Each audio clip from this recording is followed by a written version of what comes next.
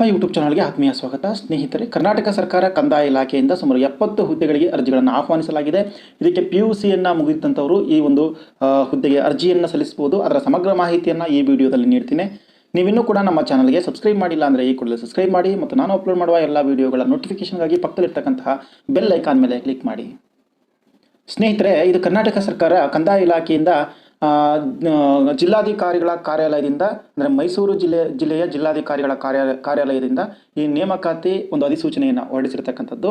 ಅದೇನು ಅಂತಂದರೆ 2019-20 ಸಾಲಿನಲ್ಲಿ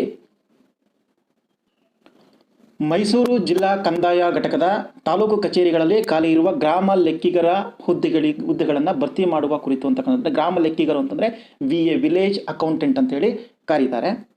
ಈ ಒಂದು ಹುದ್ದೆಗೆ ಸಂಬಂಧಪಟ್ಟಂತೆ ಮೈಸೂರು ಜಿಲ್ಲಾ ಕಂದಾಯ ಘಟಕದ ವಿವಿಧ ತಾಲೂಕು ಕಚೇರಿಗಳಲ್ಲಿ ಗ್ರೂಪ್ C ವೃಂದದ ಖಾಲಿ ಇರುವ ಗ್ರಾಮ ಲೆಕ್ಕಿಗರ ಹುದ್ದೆಗಳನ್ನು ನೇರ ನೇಮಕಾತಿ ಮೂಲಕ ಭರ್ತಿ ಮಾಡಲು ಅರ್ಹ ಅಭ್ಯರ್ಥಿಗಳಿಂದ ಆನ್ಲೈನ್ ಮೂಲಕ ಅರ್ಜಿಗಳನ್ನು ಆಹ್ವಾನಿಸಲಾಗಿದೆ.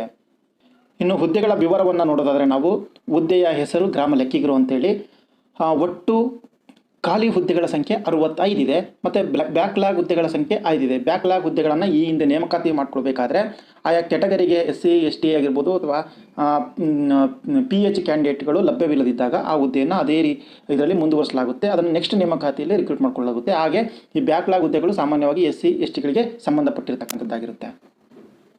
ಹುದ್ದೆಗಳನ್ನು ಈ ರೀತಿಯಾಗಿ ವರ್ಗೀಕರಿಸಲಾಗಿದೆ. ಒಟ್ಟಾಗಿ ಸಾಮಾನ್ಯ ಅಭ್ಯರ್ಥಿಗಳಿಗೆ ಒಟ್ಟು 11 ಹುದ್ದೆಗಳಿದ್ದಾವೆ. ಅದರಲ್ಲಿ ಸಾಮಾನ್ಯವಾಗಿ ಈ ಒಂದು ಸಾಮಾನ್ಯ ಅಭ್ಯರ್ಥಿಗಳಿಗೆ ಇರ್ತಕ್ಕಂತಹ ಹುದ್ದೆಗಳ ಸಂಖ್ಯೆ ಎಷ್ಟು ಅಂತಂದರೆ 33 ಹುದ್ದೆಗಳು ಸಾಮಾನ್ಯ ಅಭ್ಯರ್ಥಿಗಳಿರ್ತಕ್ಕಂಥದ್ದು. ಪರಿಶಿಷ್ಟ ಜಾತಿಗೆ 9 ಇದೆ. ಆನಂತರ ಇಲ್ಲೇನು ಈ ಪಾರ್ಟಲ್ಲಿ ಇದೆಯಲ್ಲ, ಮೇಲ್ಗಡೆ ಪಾರ್ಟಿಗೆ ಸಮಾನಾಂತರವಾಗಿರ್ತಕ್ಕಂತಹ ಈ ಪಾರ್ಟಲ್ಲಿ ಆ ಕೆಟಗರಿ ವೈಸ್ ಡಿವೈಡ್ ಮಾಡಿರ್ತಕ್ಕಂಥದ್ದು. ಪರಿಶಿಷ್ಟ ಜಾತಿಗೆ 9 ಇದೆ. ಪರಿಶಿಷ್ಟ ಪಂಗಡಕ್ಕೆ 2 ಪೋಸ್ಟ್ ಇರ್ತಕ್ಕಂಥದ್ದು. ಇನ್ನು ಬ್ಯಾಕ್ಲಾಗ್ ಇರ್ತಕ್ಕಂಥದ್ದು 1 ಪೋಸ್ಟ್ ಇದೆ. ಈ 1 ಪೋಸ್ಟನ್ನು ಕನ್ನಡ ಮಾಧ್ಯಮಕ್ಕೆ ಕೊಡಲಾಗಿರ್ತಕ್ಕಂಥದ್ದು. ಇನ್ನು ವರ್ಗ 1ಕ್ಕೆ ಅಂದರೆ ಕೆಟಗರಿ 1ಗೆ ಇರ್ತಕ್ಕಂತಹ ಪೋಸ್ಟು 2 ಇರುತ್ತೆ. ಆನಂತರ ಇದು ಬ್ಯಾಕ್ಲಾಗ್ ಇರ್ತಕ್ಕಂಥದ್ದು ಮತ್ತೆ 3 ಪೋಸ್ಟ್ ಇರ್ತಕ್ಕಂಥದ್ದು, ಅದು 2A ಇರುತ್ತೆ. ಆಮೇಲೆ ವರ್ಗ 2Aಯಲ್ಲಿ 9 ಪೋಸ್ಟ್ ಇರುತ್ತೆ. ವರ್ಗ 2Bಯಲ್ಲಿ 3 ಪೋಸ್ಟ್ ಇರುತ್ತೆ. ವರ್ಗ 3Aಯಲ್ಲಿ 1 ಪೋಸ್ಟ್, ವರ್ಗ 3Aಯಲ್ಲಿ 3 ಪೋಸ್ಟ್ ಇರುತ್ತೆ. ವರ್ಗ 3Bಯಲ್ಲಿ 4 ಪೋಸ್ಟ್ ಇರುತ್ತೆ. ಇನ್ನು ಸಾಮಾನ್ಯ 33 ಪೋಸ್ಟ್ ಇರುತ್ತೆ. ಒಟ್ಟು 70 ಹುದ್ದೆಗಳಿಗೆ ಅರ್ಜಿಗಳನ್ನು ಆಹ್ವಾನಿಸಲಾಗಿದೆ. ಇನ್ನು ಅಂಗವಿಕಲ ಮೀಸಲಾತಿಯನ್ನು ಕೊಡಲಾಗಿರುತ್ತಲ್ಲ, ಅಂದರೆ ಮಾನಸಿಕ ಅಸ್ವಸ್ಥತೆ, ಬುದ್ಧಿಮಾಂದ್ಯತೆ, ಕುಷ್ಠರೋಗದಿಂದ ನಿವಾರಣೆ ಆದಂಥವ್ರಿಗೆ ಇರ್ತಕ್ಕಂಥದ್ದು ಸಾಮಾನ್ಯ ಅಭ್ಯರ್ಥಿಯಲ್ಲಿ. ಇನ್ನು ದೃಷ್ಟಿಮಾಂದ್ಯತೆ ಅದಕ್ಕೂ ಕೂಡ ಪೋಸ್ಟ್ ಇರ್ತಕ್ಕಂಥದ್ದು, ಅದನ್ನು ಡಿವೈಡ್ ಮಾಡಿರ್ತಾರೆ. ಇನ್ನು ಅರ್ಜಿ ಸಲ್ಲಿಸಲು ಪ್ರಾರಂಭದ ದಿನಾಂಕ ಎಷ್ಟು ಅಂತಂದರೆ 29/7/2019 ಪ್ರಾರಂಭ ಆಗುತ್ತೆ. ಕೊನೆಯ ದಿನಾಂಕ ಇರ್ತಕ್ಕಂಥದ್ದು 28/8/2019 ಸಂಜೆ 5:30 ಕೊನೆಯಾಗುತ್ತೆ. ಇನ್ನು ಅದಾದ ನಂತರ ಇದಕ್ಕೆ ವಿದ್ಯಾರ್ಹತೆಯನ್ನು ನೋಡೋದಾದರೆ ದ್ವಿತೀಯ PUC ಪರೀಕ್ಷೆಯಲ್ಲಿ ಉತ್ತೀರ್ಣ ಅಥವಾ CBSE ಅಥವಾ ICSE ಇವರು ನಡೆಸುವ 12ನೇ ತರಗತಿ ಪರೀಕ್ಷೆಯಲ್ಲಿ ತೇರ್ಗಡೆಯಾಗಿರತಕ್ಕದ್ದು. ಈ ವಿದ್ಯಾರ್ಹತೆಯನ್ನು ಅಧಿಸೂಚನೆ ಹೊರಡಿಸುವ ದಿನಾಂಕಕ್ಕೆ ಮುಂಚಿತವಾಗಿ ಹೊಂದಿರತಕ್ಕದ್ದು. ಅಂದರೆ PUCಯನ್ನು ಮುಗಿಸಿರಬೇಕು. ಸ್ಟೇಟ್ ಸಿಲೆಬಸ್ಸಲ್ಲಿ ಓದಿರ್ತಕ್ಕಂಥವ್ರು, ಸೆಂಟ್ರಲ್ ಸಿಲೆಬಸ್ ಓದಿರ್ತಕ್ಕಂಥವ್ರು 12ನೇ ಕ್ಲಾಸನ್ನು ಓದಿರಬೇಕು ಅಂತೇಳಿ.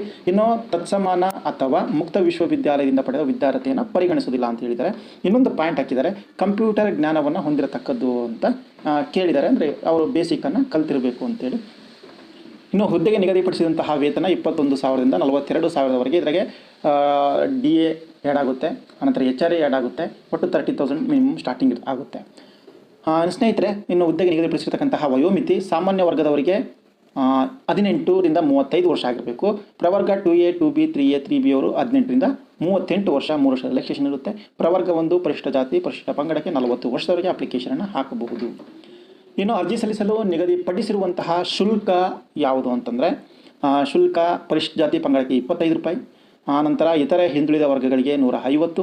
ಇತರೆ ಹಿಂದುಳಿದ ವರ್ಗಗಳು ಅಂದರೆ category 1 2A 2B 3A 3B ಅವರಿಗೆ. ಇತರೆ ಅಭ್ಯರ್ಥಿಗಳಿಗೆ 300 ರೂಪಾಯಿ ಇದೆ. Online debit card, credit card, challan ಹಾಗೂ ಇತ್ಯಾದಿಗಳ ಮೂಲಕ ಸ್ಟೇಟ್ ಬ್ಯಾಂಕ್ ಆಫ್ ಇಂಡಿಯಾ ಬ್ಯಾಂಕ್ಗೆ ಆನ್ಲೈನ್ ಮೂಲಕ ಜಮಾ ಮಾಡತಕ್ಕದ್ದು ಅಂತ ಹೇಳಿದ್ದಾರೆ. ಇನ್ನು ಸ್ನೇಹಿತರೆ, ಆಯ್ಕೆಯ ವಿಧಾನ ಹೇಗಿರುತ್ತೆ ಅಂತಂದರೆ ಆಯ್ಕೆಯ ವಿಧಾನ ಸಾಮಾನ್ಯವಾಗಿ ಇದಕ್ಕೇನು ಪರೀಕ್ಷೆ ಇರಲ್ಲ, ಸಂದರ್ಶನ ಇರೋದಿಲ್ಲ. ಅಭ್ಯರ್ಥಿಯು ದ್ವಿತೀಯ PUC CBSE ಅಥವಾ ICSE ಪರೀಕ್ಷೆಯಲ್ಲಿ ಗಳಿಸಿದ ಅಂಕಗಳ ಶೇಕಡಾವಾರು ಮೆರಿಟ್ ಆಧಾರದಲ್ಲಿ ಮೀಸಲಾತಿಗೆ ಅನುಗುಣವಾಗಿ ಆಯ್ಕೆ ಮಾಡಲಾಗುತ್ತೆ. ಯಾರ್ದು ಹೈಯೆಸ್ಟ್ ಇರುತ್ತೋ ಅವರಿಗೆ ಕೆಟಗರಿ ವೈಸ್ ಪೋಸ್ಟನ್ನು ಕೊಡಲಾಗುತ್ತೆ. ಹಾಗಾಗಿ PUCಯ ಅಂಕಗಳು ಬಹಳ ಮುಖ್ಯವಾಗಿರುತ್ತೆ ಇಲ್ಲಿ. ಇನ್ನು ಅಭ್ಯರ್ಥಿಗಳು ಆನ್ಲೈನ್ ಮೂಲಕ ಅರ್ಜಿಯನ್ನು ಸಲ್ಲಿಸಬೇಕು ಅಂತ ಇದೆ. ಆಮೇಲೆ ಕಂಪ್ಯೂಟರ್ ವೆಬ್ಸೈಟ್ನಲ್ಲಿ ಲಭ್ಯವಿರತಕ್ಕಂತಹ ಅರ್ಜಿಯನ್ನು ಭರ್ತಿ ಮಾಡಬೇಕು. ಭರ್ತಿ ಮಾಡಿದ ನಂತರ ಅದೇ ವೆಬ್ಸೈಟ್ನಲ್ಲಿರ್ತಕ್ಕಂಥ SBI ಕಲೆಕ್ಟ್ ಲಿಂಕ್ನ ಮುಖಾಂತರ ಅರ್ಜಿಯನ್ನು ಸಲ್ಲಿಸಬೇಕು. ಅಭ್ಯರ್ಥಿಗಳು ಆಫ್ಲೈನ್ ಮೂಲಕ ಸಲ್ಲಿಸ್ತೀರಿ ಅಂತಂದರೆ SBI ಬ್ಯಾಂಕ್ನಲ್ಲಿ 28/8/2019 ಒಳಗೆ ಆ ಒಂದು ಅರ್ಜಿ ಶುಲ್ಕವನ್ನು ಸಲ್ಲಿಸಬೇಕಾಗುತ್ತೆ.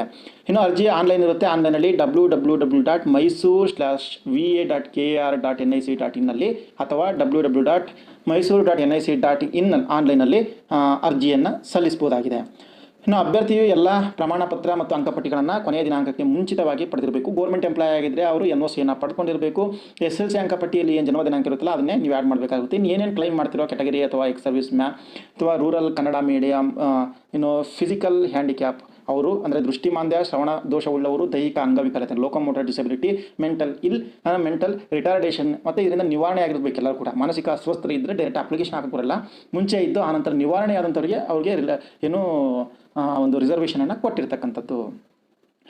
ಇನ್ನು ಎಲ್ಲ ಕಾಮನ್ ಆಗಿರ್ತಕ್ಕಂತಹ ಎಲ್ಲ ಕಂಡೀಷನ್ಸ್ ನಿಮಗೆ ಅಪ್ಲೈ ಆಗುತ್ತೆ. ಇನ್ನು ಇವೆಲ್ಲ ಕೂಡ ಇದು ಪ್ರಮುಖವಾಗಿರ್ತಕ್ಕಂತಹ ಮಾಹಿತಿ. ಇನ್ನು ಹೆಚ್ಚಿನ ಮಾಹಿತಿಗೆ ನೀವು ಮೈಸೂರು ವೆಬ್ಸೈಟ್ಗೆ ಹೋಗಿ ಅಲ್ಲಿ ಅಪ್ಲಿಕೇಶನ್ ಹಾಕ್ಬೋದು. ಇನ್ನೂ ಏನಂತಂದರೆ ಆ ಜಿಲ್ಲೆಯ ವ್ಯಾಪ್ತಿಯೊಳಗೆ ನಿಮಗೆ ಯಾವುದೇ ತಾಲೂಕಿನಲ್ಲಿ ಅರ್ಜಿಯನ್ನು ಅಂದರೆ ಪೋಸ್ಟ್ ಸೆಲೆಕ್ಷನ್ ಆದ ನಂತರ ನಿಮ್ಮನ್ನು ಹಾಕ್ಬೋದು. ಅತ್ಯಂತ ಪ್ರಾಮಾಣಿಕತೆಯನ್ನು ನಡೀತಕ್ಕಂಥದ್ದು. ಯಾಕೆಂತಂದರೆ ಇಲ್ಲಿ ಸಂದರ್ಶನ ಇರೋದಿಲ್ಲ, ಎಕ್ಸಾಮ್ಸ್ ಇರೋದಿಲ್ಲ, ಏನೂ ಕೂಡ ಇರೋದಿಲ್ಲ.